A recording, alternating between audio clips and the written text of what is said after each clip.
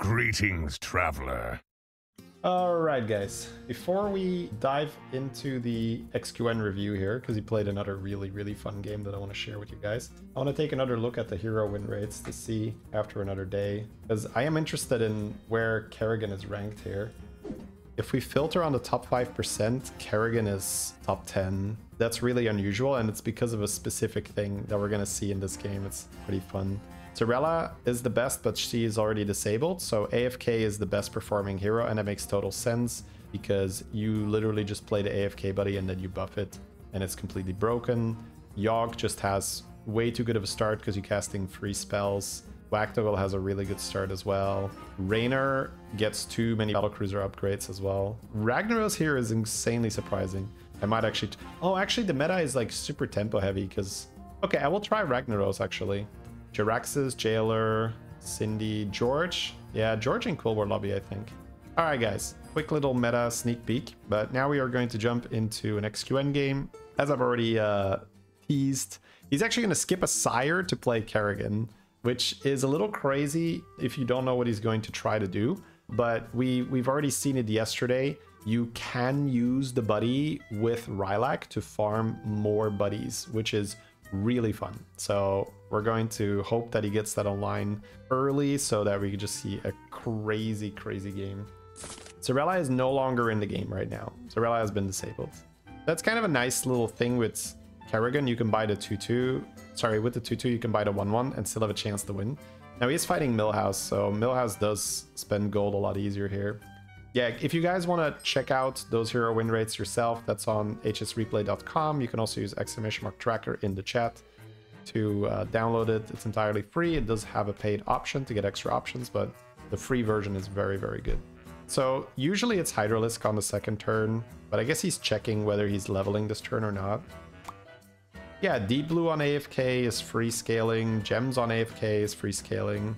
It's just really good. Okay, so he's not going to go for the Wind Fury here.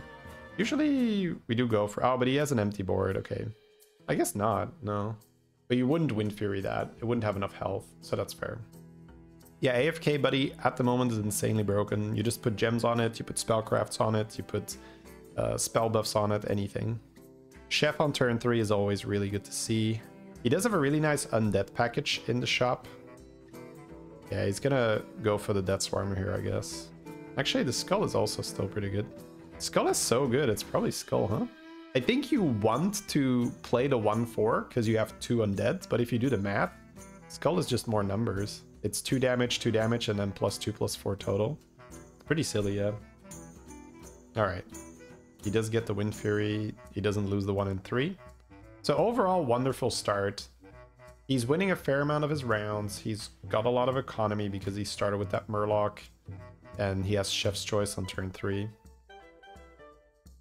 He has Profit, so he's actually already looking at Profit, and this is very, like, he's looking ahead a lot, but what he can do is he can get Infestor from the buddy, and Infestor says whenever you play a card, get +1/+1 to your board.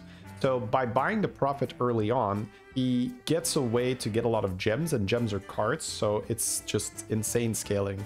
You will just put all the gems, and every time you play a gem, the Infestor will give your whole board +1/+1. And then if you have 2 Infestors, if you have golden Infestors, so... but yeah, in order to do that, he does need to get to tier 4 pretty quickly because he will want to have Rylak. Because if he has Rylak, that's the way how he generates those Infestors. He needs to trigger the Battle Cry of that buddy repeatedly. You're able to discover, basically it's random. It's just Battle Cry, get a random Zerg, and I think if your hero power is on tier 3, you get no tier 1 minions anymore. So I think you only discover tier 2 and tier 3s. I think it's 6 units, right? So 1 out of 6 for Infestor, 1 out of 6 for Ultralisk, 1 out of 6 for Viper. Oh, he's thinking about scaling his Lurker with the Death Rattle instead of the gems, but the gems are scaling anyway, right? Oh, he's holding the gem already for Infestor. What? Isn't that too early? Maybe not. I guess Infestor is only 2 turns away, potentially. Because he can discover it with the buddy, right? So he's going to want his hero power to be on the last tier before he gets his buddy. so that the buddy has a chance to get the infestor, of course. Yeah, it's been a wonderful patch in terms of just design philosophy, which, oh, great right there. Because you might say like, oh, you're joking, right? It's like the first few days. Again, first few days, yes, there's going to be giga imbalance, but again, just think back of the first few days of the quest meta. That was literally people forcing Stegodon because it was so stupid. Right? So first few days, you cannot compare. It's just always a little crazy. But the design philosophy of we are just going to take a ton of heroes and we are going to make these really boring heroes into things that might be broken but are also going to be really fun. So Kerrigan with the buddy is actually really fun. Before, it just wasn't very fun. Syndragosa, again, might be broken, but at least it's very fun. And they can always just nerf it, tone it down a little bit. Okay, so he opted to pass on the second prophet and went for the shadow because it's such a good unit. Tavish, again, might be too strong, maybe not, right? He's only got 8 armor and it's a pretty fast meta, but very fun now. And I will take more fun over perfect balance any day of the week, right? Because we could all play Edwin and that would be perfectly balanced and that would be insanely boring, right? You could think of it, right? You could literally make every hero Edwin and then say everybody's playing Edwin. Isn't that fair? Isn't that balanced? And it would be insanely boring. So that's not why I play the game. Could be Zergling tempo, just like Zergling and then buff it. He's gonna go Baneling, okay. If he hits Macaw, he could Macaw to Baneling, and then he probably wants Macaw for Rylak later. Piper, I guess? I mean, yes, well, he's not really scaling with gems, he's scaling with gems, if you understand what I'm saying, right? His gems don't have to be big, he just needs a lot of gems if he gets Infestor. So he's scaling with gems, but he's not really scaling with gems, if you understand what I'm saying, chat. Does he not want to shoot for Infestor this turn? I can see him using hero power and the buddy this turn, because it's just like a shot for Infestor. Yeah, I like that, I like that. Because Infestor is a lot of tempo here. Nice, he got it. Because he has his hands full of stuff that he can already cast. So now it's really hoping that he lands that... he has a Quilber in the shop that he can target with Chef's Choice. That's nice. Now it's really just hoping that he lands the Rylak. Oh, yeah. He's just chefing the beast. Okay, that makes total sense. I mean, totally fair. He's not buffing the Baneling. Just, well, I don't know. I'd probably do that, but yeah, he gained so much tempo here, right? That's why he was holding those gems. That's why he held the banana. Every card played is a shiny ring, essentially. So, very nice.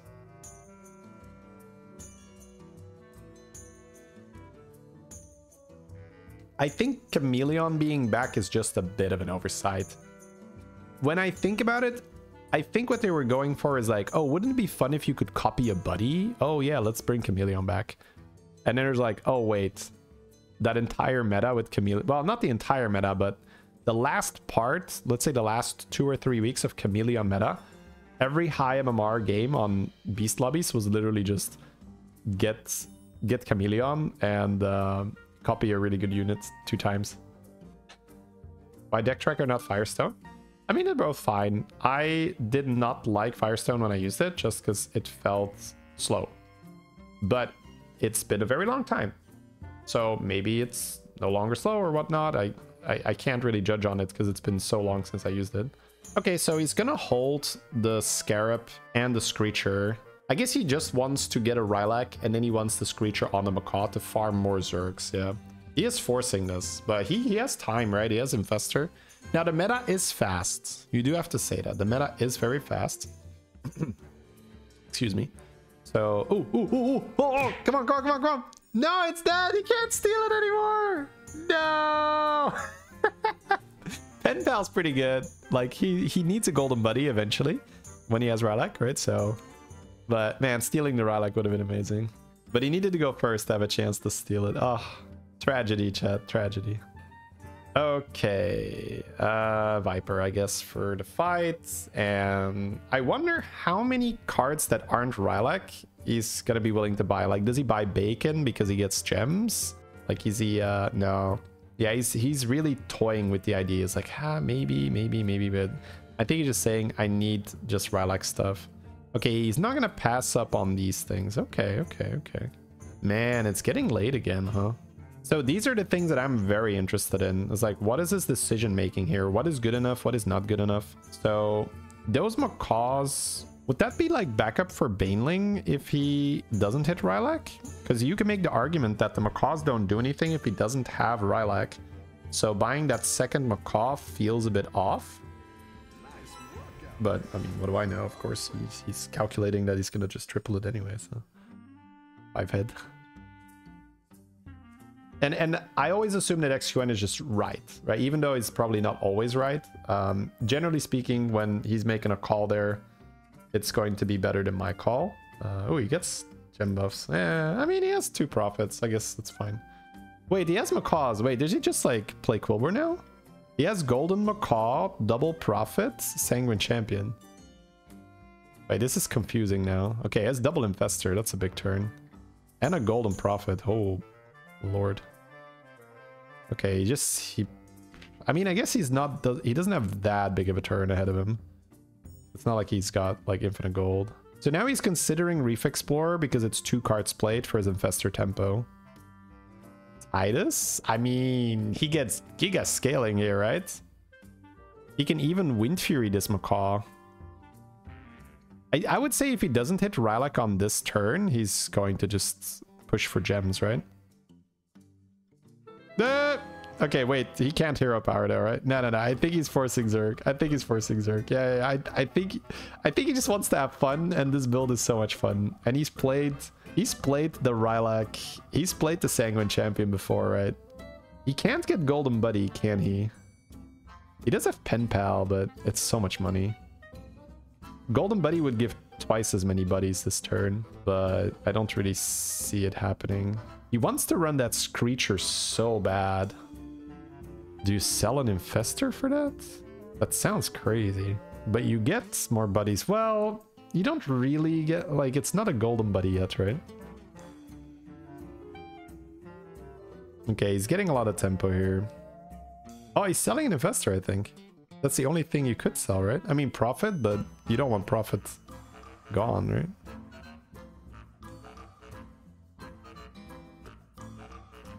Yeah. Yeet the Infestor. Wow. Yeah, it's a pretty high level call, but you're getting so many buddies because you have Golden Macaw and you have Titus. Man, if that thing got Wind Fury somehow, we would have been very sad. Okay, so now you see the buddy farm is online. He has the Wind Fury on the Golden Macaw with the Titus. Yeah. Holy shit, Chad, it's a full hand of Zergs. He shouldn't have even bought anything. I think he underestimated just how many he was gonna get. Like, he doesn't even need Golden Buddy. I think he's still gonna do it, but like, he doesn't even need Golden Buddy, right? But if he gets Golden Buddy, he doesn't need to keep the Wind Fury, I guess. Can Zergs triple? Yeah. Yep. Okay, he saved a lot of health. No triples in his hand. I kind of want to keep Titus, just because he's farming Banelings as well. And he can use the Infestors to buff the Banelings, which is cute. Man, I'm so glad I'm not playing this very specific position, because what do you do, bro? Like, you have to keep everything, and you have Infestor that you want to play, right? Yeah, it looks like he is just keeping the Banelings. Alright, Golden Infestor. Another Infestor. Golden Infestor on the board. This doesn't matter. Oh, it's a Quilboar, I guess. Yeah, you take a Quilboar for 2 gems.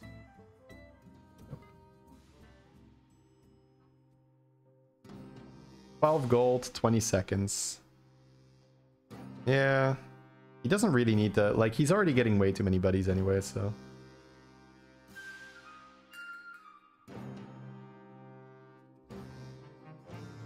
Yeah, he's just gemming.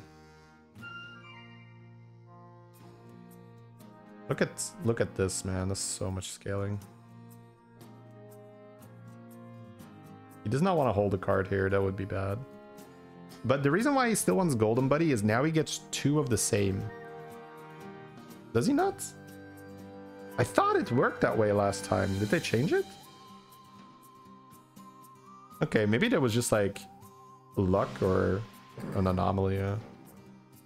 Last time he was getting 2 of the same when he did the golden buddy. Why not tier? He doesn't have to tier, right? He's playing a comp that is outside of the normal scope of Battlegrounds. He's playing Zerg comp, so if he tiers, he just invests gold into tiering, and it's not gonna change anything. He's just trying to farm Zergs, and he's trying to get Quillbore, right? He has golden profit with the infestors. I think the Windfury bird wasn't needed. He needed to play the card, so it's whatever. He just get the card out of the hand. Like maybe the opponent uses white mane on your Titus. Okay, he's done farming. Double golden infestor with golden baneling is what he was after. And now he has Macaw Titus. This is actually so juicy, chat. This is so juicy. Because what he does now is he just plays Quillbore. I think he buys every Quillbore he sees now. Just because it's such an obscene amount of gems. And every time he gems, he gets +4/+4 to the board. Plus whatever the gem provides. And then that Baneling is golden. That Macaw is Windfury. Oh, the Macaw is now Windfuried for the Baneling. Hey, I mean, look at that. Another Macaw.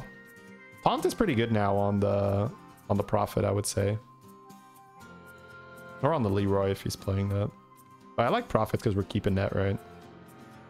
Sure. Oh, look at that, chat. So, most of you probably have never seen this in action.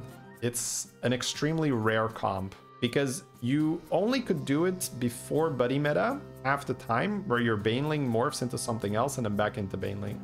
But just look at what happens.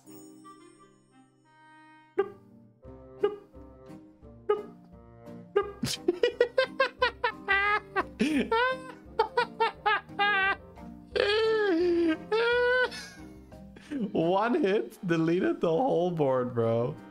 This gives me like Lighter Fighter vibes, but it's like Lighter Fighter and it kills everything.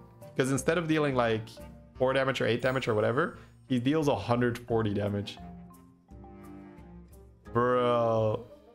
Yeah, and now he just keeps getting bigger every time he plays cards, so he's keeping that Prophet. The 2/2 is insanely good because that's 4 gems. That's 16/16 to the board. 1-cost cards are great. And now he's just playing Freeze, yeah. I guess you cycle... Do you cycle McCall? Okay, let's fast forward to the fight. To the good part. Oh, hello there, sir. Plung, plung, plung, plung. This is the first hit he hasn't Windfuried yet. Bro, 1 Macaw is literally deleting the board. It's actually just 1 Macaw. You guys know what I'm forcing for the rest of the day, huh? Eh. Yeah, I think you just cycle Macaw. I don't think you need to. Out is so good because it could give you bacon. He's checking if there's gems somewhere that he can transfer. Not really. We still play it because it's a 1-cost card.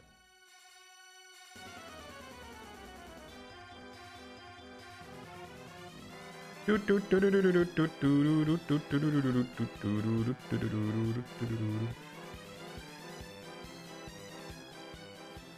can roll 1. Chef is okay. Reborn on the Macaw, I guess, just in case. Just in case it runs into a Leroy. Sounds about right. Alright, here we go. Yeah, that is not enough, bro. What? This game is so troll. He's like, I'll just play an extra Elder. Get in there, bro. Get in there, you 1/1. You beautiful 1/1. Oh, dude was prepared.